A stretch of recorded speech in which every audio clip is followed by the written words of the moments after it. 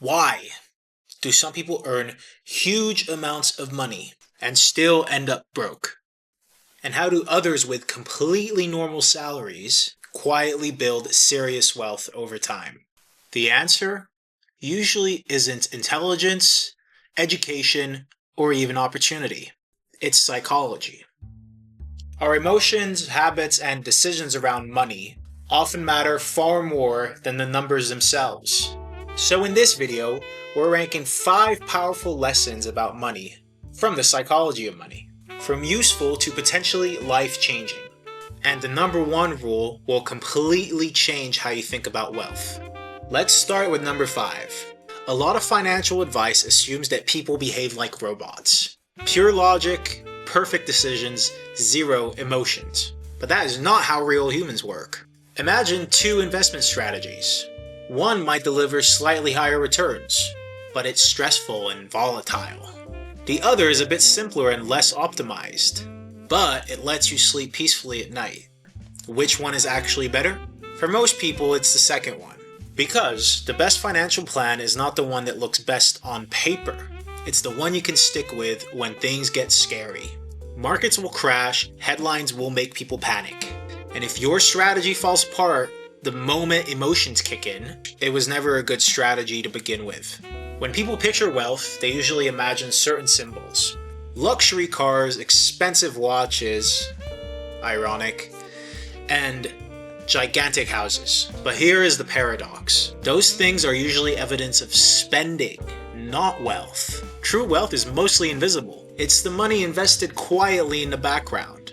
The savings that nobody posts about online. The assets growing while nobody is watching. In fact, many people who appear wealthy are actually spending everything they earn. Meanwhile, some genuinely wealthy person is living a pretty modest lifestyle. Because real wealth isn't about looking rich. It's about having financial breathing room. We love simple success stories. Someone works hard, makes smart decisions, and becomes incredibly successful. But real life is messier than that. Luck and risk are always involved. Being born at the right time, starting a company in the right industry, meeting the right person at the right moment. None of this means success isn't earned. But it reminds us that outcomes aren't always predictable. Understanding this helps us stay humble when things are going well, and a little more compassionate when they don't. Compounding is simple, but extremely powerful.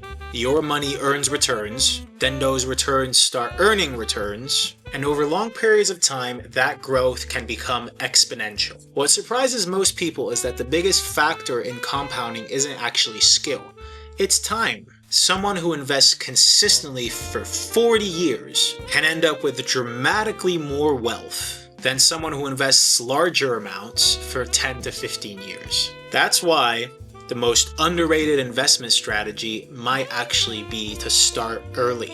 But you also have to stay consistent and be patient. And here's the greatest takeaway from this book. Managing money isn't primarily about skill sets, it's about behavior. About patience when others are panicking, and discipline when it's tempting to overspend. Even humility when things are going extremely well. Incredibly smart people can make terrible decisions when emotions get in the way. Meanwhile, ordinary people with steady habits, saving regularly, investing patiently, avoiding big mistakes, can build remarkable wealth over time. And ultimately, that wealth serves one important purpose. Not status, not luxury, but freedom.